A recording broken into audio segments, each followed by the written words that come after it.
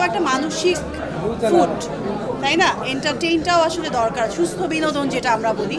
কেন দেশের যে কোনো ডিজাস্টার হোক বা কোনো করোনা টাইমেও ছিল, এই সময়ও ছিল যে ফিল্মের অবস্টাকলটা বেশি সবসময়, যেহেতু এটা একটা সত্যি কথা, মানুষের তো আগে অন্ন বস্ত্র বাসস্থান, তারপর হচ্ছে এন্টারটেইনিং যে এটা, বাট এটাও একটা মানসিক ফুড, তাই না? এন্টারটেইনটাও আসলে দরকার, সুস্থ বিনোদন যেটা আমরা বলি, সেটা মানসিকভাবে মানুষকে সুস্থ রাখে।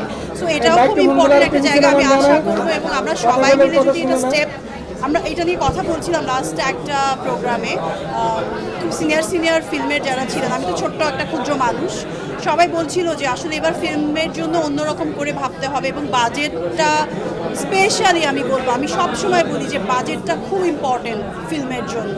ফিল্মটা আসলে এমনি ছোটোখাটো করে বা ছোট্ট পরিসরে করা যায় না, ফিল্ম হচ্ছে বড় ক্যানভাস, সব কিছু অনেক বড় পরিসরে করতে হয়। সো এবার আমরা আশা করি এবং ট্রাই করছি সবাই যে ফিল্মের জন্য আসলে কিছু একটা ভালোভাবে স্টেপ নেওয়ার, বাজেট ওয়াইজ, স্পেশালি বাজেট।